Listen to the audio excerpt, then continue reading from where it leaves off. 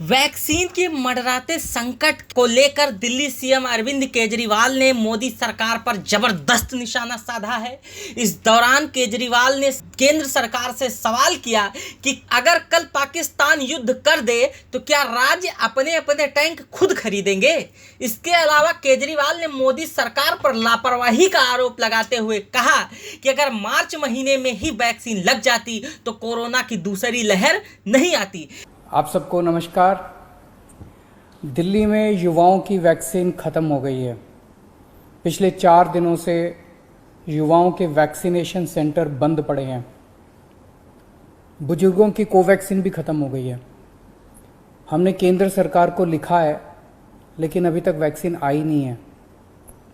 और ये केवल दिल्ली की बात नहीं है, देश भर में कई टीका केंद्र बंद हो गए हैं। इतनी महामारी के दौर में इस वक्त तो हमें रोज़ नए नए केंद्र खोलने चाहिए थे। ऐसे वक्त में मौजूदा केंद्र भी बंद हो रहे हैं, ये अच्छी बात नहीं है। देश में वैक्सीन की ज़बरदस्त किल्लत है और मुझे लगता है पिछले महीनों में कई बड़ी गलतियां हुई हैं। अगर अपने देश के लोगों को सही समय पे वैक्सीन लगा दी जाती तो शायद दूसरी वेव के प्रकोप को काफ़ी कम किया जा सकता था। कई लोगों की जान बचाई जा सकती थी, कई घर बर्बाद होने से बच सकते थे। दूसरी वेव देश के लिए बेहद घातक साबित हुई है। शायद ही ऐसा कोई परिवार हो जो कोरोना से अछूता रहा हो। न जाने कितने लोगों ने अपनों को खोया है, कितने घरों के चिराग बुझ गए, न जाने कितने घरों से उनके सर से पिता का साया उठ गया। कितनों ने अपने माँ, भाई बहन और अपने प्रियजनों को खोया है। भारत ने 6 महीने की देरी कर दी। आज से 6 महीने पहले दुनिया के कई देशों ने अपने लोगों को व्यापक स्तर पे वैक्सीन लगाना शुरू कर दिया था। हमने उस वक्त बहुत बड़ी गलती कर दी। अपने लोगों को वैक्सीन लगाने की बजाय अपनी वैक्सीन दूसरे देशों को भेजनी चालू कर दी। जब दुनिया के दूसरे देश अपने अपने लोगों को बड़े स्तर पे वैक्सीन लगा रहे थे, हम अपने लोगों की वैक्सीन लगाने की बजाय अपनी वैक्सीन दुनिया के दूसरे देशों को भेज रहे थे। दुनिया की सबसे पहली वैक्सीन भारत के वैज्ञानिकों ने बनाई। हमें उसी वक्त बहुत बड़े स्तर पे, युद्ध स्तर पे उसका उत्पादन शुरू कर देना चाहिए था और युद्ध स्तर पे सभी भारतीयों को वैक्सीन लगाने का काम शुरू कर देना चाहिए था। यह काम हम दिसंबर से शुरू कर सकते थे, हमने ऐसा नहीं किया। अगर उस वक्त टाइम पे देश को वैक्सीन लगा देते तो शायद दूसरी वेव के प्रकोप से देश को बचाया जा सकता था। खैर, जो हुआ उसका कुछ कर नहीं सकते। अब मुझे दुख इस बात का है कि आज भी हम उतनी गंभीरता के साथ काम नहीं कर रहे।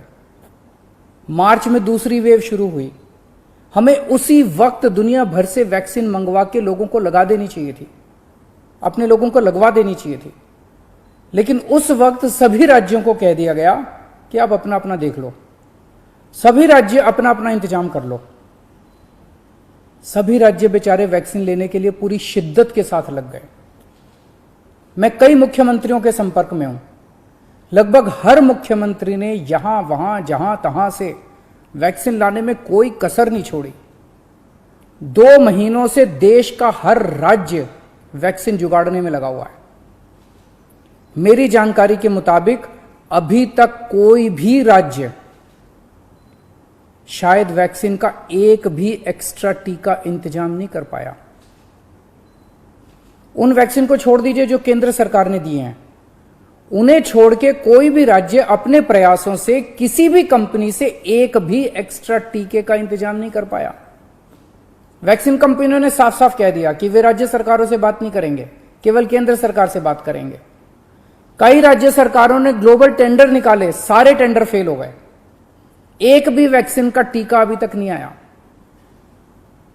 तो फिर देश वैक्सीन क्यों नहीं खरीद रहा?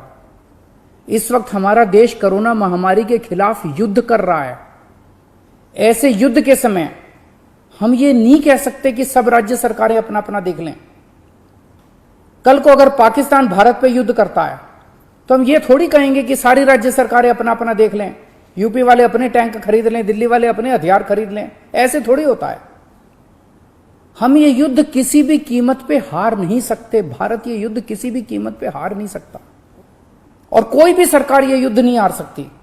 यदि केंद्र सरकार हारती है तो भाजपा नहीं हारेगी, इंडिया हारेगा।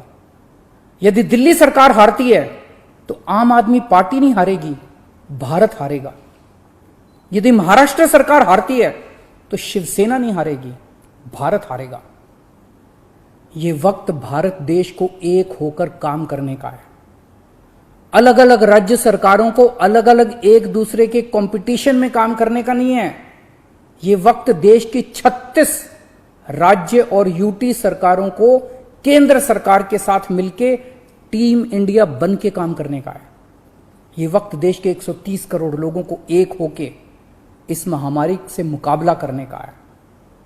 मैं प्रधानमंत्री जी को कहना चाहता हूं कि इस वक्त देश के सभी मुख्यमंत्री अपनी अपनी राजनीति से ऊपर उठ के, अपनी पार्टीबाजी से ऊपर उठ के देश के सिपाही बन के आपके साथ काम कर रहे हैं।